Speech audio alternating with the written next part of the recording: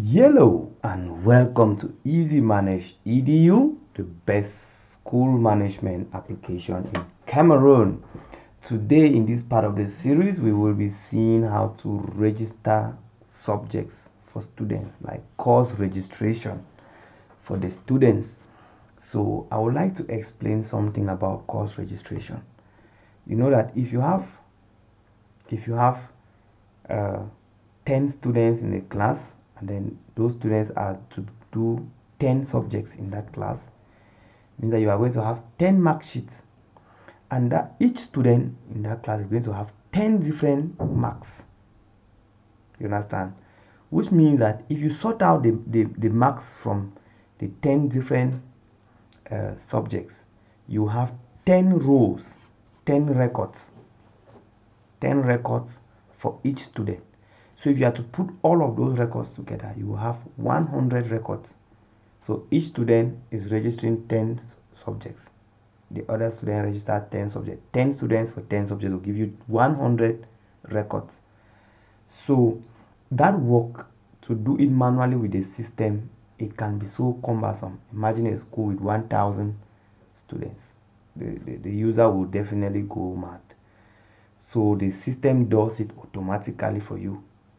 It does it automatically. You just need to use this update all button after you register a subject. If you register a new subject, you register a new student, you always come and update the mark sheet. So excuse me, we can register a subject for a student. Let's say the manual registration. For you to do that, you just need to pick an academic year. I can pick this academic year, 2023, 2024. I pick a class. I pick a student.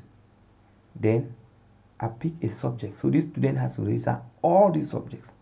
So you will do like this for all the subjects, but it's so cumbersome. We cannot try that.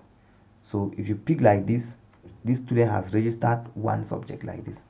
You save and you do again. So that is so much work. But if you just use this update all, it has done everything for you. Now, for you to see what you have done at the end of the day, how many students have registered? Have the students actually registered all the subjects? You can do that by just checking. If you select the class, then you select let's take Jeng Teresia.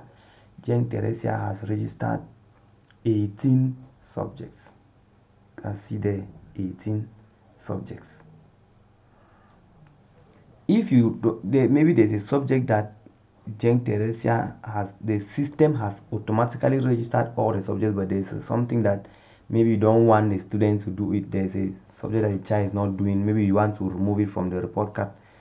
You know, some schools don't like it when there are subjects appearing on the report card and there are no marks there. So they just want the report card to be clean, to have just the subject that the students are doing. So you can always drop the course for the student. So I can take something like this is comments. Maybe Teresia is not doing comments. I just double click here. It comes back up here and I delete. So you see, total now becomes 17 instead of 18 that the child was doing. If I also want to delete something like manual labor, I can also double click, goes up there and I delete, and the subjects now goes down to 16 subjects. Now let's take now another situation. Another situation can also arise that, let me take a situation of Form 5 arts, or let's say Form 5 science student. Let me take Form 5 science. Form 5 science student that wants to do something like history. You have a science student who wants to do history. What are we going to do? There is no history. If I come here, see, if I pick a Form 5 science up here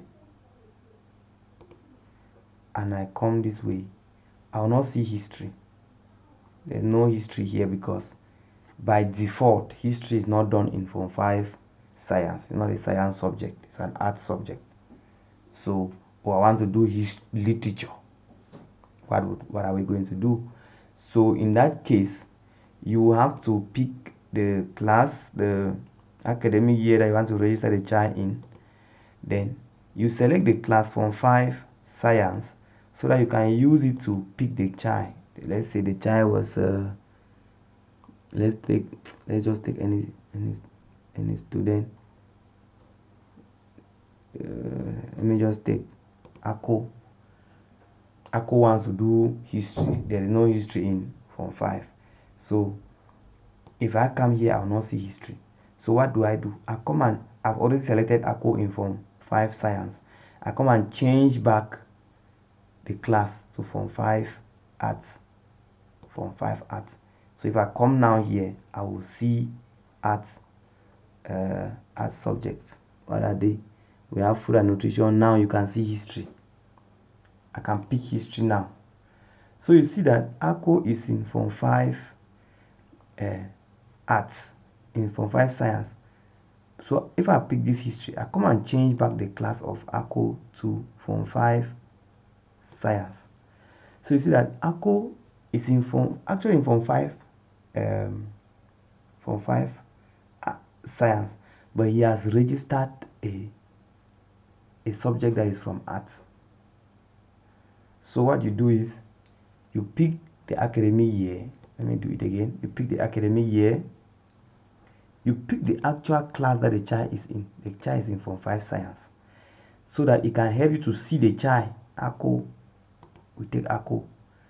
Then you come and change back, because if you pick like this, you come here, you will not see history to select. There's no history here. So if you change it back to Form 5 arts, you will see history. This is history. You can now pick history. But if you save like this, this information is showing that this child has registered this subject, but in Form 5 arts. But we need the child to be in Form 5 science and register the subject in Form 5 arts. It's an external subject. So the child will be in Form 5 science, but will register the subject in Form 5 arts. So you put like this and then you save it. You save it. So if we select now Akko Form 5 science, and we select Akko, where is Akko? Akko, where are you? Akko. Akko should have history. This is the only situation that you will see Akko will have history, but this is an art subject appearing in a science class. So this situation, it occurs. Many schools, they always find those situations where there's a science student offering an art subject, or there's an art student who wants to offer a science subject. So we have treated that case so that you will not have difficulties, a student having a report card when all the subjects are not on the report card and so on. So that is that for subject registration. That is that for course registration. So we can what else do we need? We have seen how to drop. Yes, I think that is all for this course registration. So in the next video, we are going to see how to input marks, because after you have done this course registration, you have made sure that all the classes have been registered with the students in the various classes and the subjects are okay. Then you can now go to marks input. Here we will see how to input marks for the students for maybe the academic year or even the previous academic year and so on.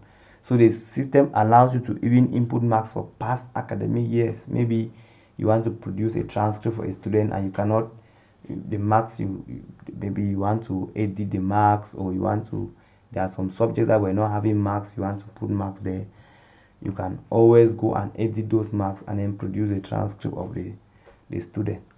So we'll be seeing all that in the next video. So I want to really thank you very much for staying with us up to this moment.